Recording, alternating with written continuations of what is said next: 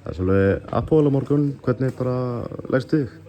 Frábærlega. Þetta bara fyrsta skipti sem í annarri umferð í meistaradeildinni, þannig að það bara skemmtilegt þessi Evrópu einvígi og við erum að fá alvöru andstæðing, meistarana í Ísrael, Hapoel Beersheva, virkilega gott lið eins og máttu búast við og erum bara mjög spenntir að máta okkur við þá. Hvað bara veistu þetta lið? Þeir eru, eins og ég segi, ísraelski meistarar og það eru nú hörkulið þarna, Maccabi Tel Aviv til dæmis, virkilega gott lið, þannig að þeir slógu þá. Og við erum búin að vera að skoða leikina hjá þeim, bæði á síðustu tímabili og núna að var meistarinn á móti Maccabi Tel Aviv. Þetta bara orku mikið lið, stútfullt af gæða leikmönnum og rosalega pressa mikilli ákefð og vilja stjórna leiknum, halda í bolta, possession based lið, sko, þetta bara virkilega verðugt verkefni og fyrir okkur, en við erum á heimavelli, þannig að við þurfum bara að nýta okkur það. Við erum búin að vera sterkir á heimavelli síðustu ár í Evrópu og þannig að við mætum bara stórir í þennan leik og við verum að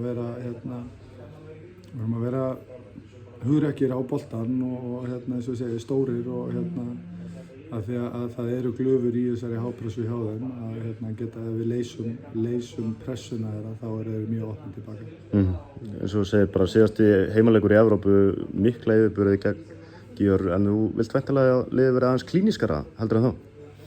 Já, maður vill alltaf að menn nýti færi sín betur og við vorum klárlega í stöðu til þess að fara með betri úrslit út til Ungverjalands eftir fyrri viðureignina, en ég held að þetta verður allt öðruvísi leikur.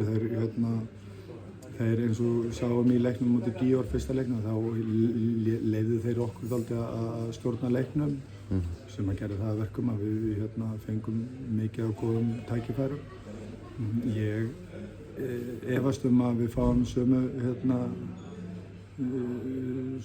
sömu virðingu og Georg sýndi okkur hjá Hapoel.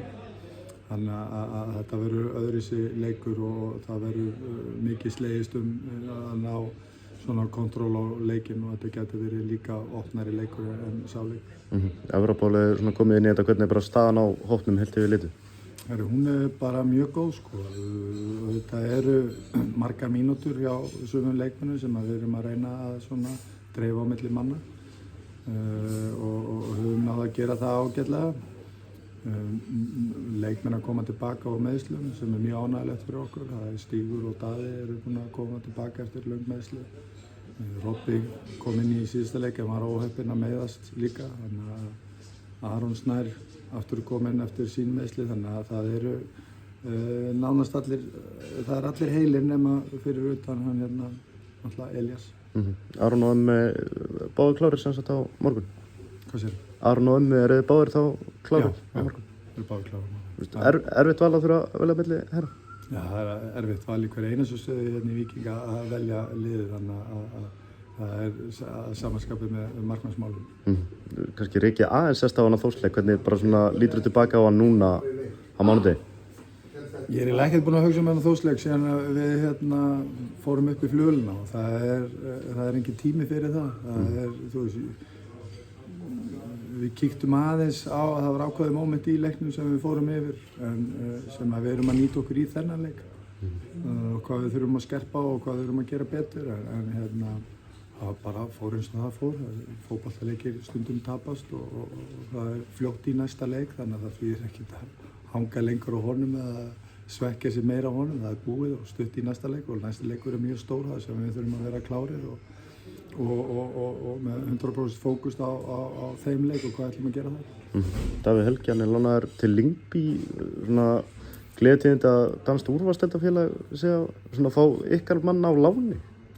Já, svona óvenjuleg staða fyrir kannski íslensk félagslið að senda leikmenn á lán í dönsku úrvalsdeildina, en bara sýna bara hvað Víkingur er að gera vel og hvað við erum með sterkan hóp að geta lána leikmenn í dönsku úrvalsdeildina, þannig En Davíð búinn að vinna vel inn fyrir þessu og á þetta fyllilega skilið, stóð sér frábærlega með Keflavík núna í sumar og bara á þetta fyllilega skilið að fá þetta með í dönsku úrvalsdeildina.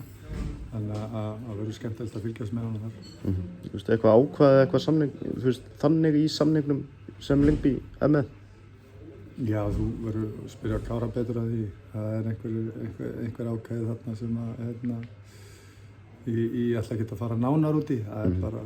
Það er einhvað milli félagana. Þú kannski gefa honum væntanlega góð ráð farandi í dönsku súperliguna?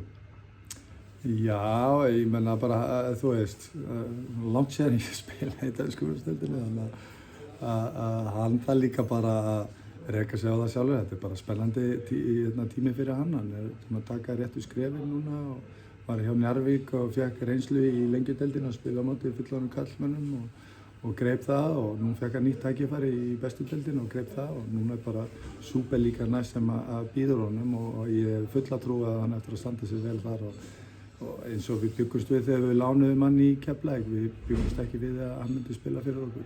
Gæðin eru það mikil hjá honum og þakið það hátt að eins og ég segi, verður virkilega gaman að fylgjast með honum í Lyngby og vonandi spila hann bara sem mest. Ég hef fulla trú að því líka. Hvernig er bara staðan á Sölva Stefánssoni, nafnaðinum?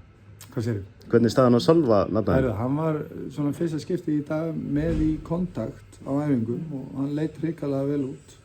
Þannig að það er samt sem áður þarf að fara rólega í hlutina. Hann er að koma tilbaka eftir krossbandaslit og við þurfum að passa vel upp að hann fari ekki og geist áfram. Þetta er svona tímabil hjá leikmönnum þar sem að þeir vilja gera meira en þeir mega og finna kannski ekki fyrir verkjum. Þannig að hann þarf að halda áfram að vera þolinmóður og vinna sína vinnu líka sem hann er búinn að gera frábærlega.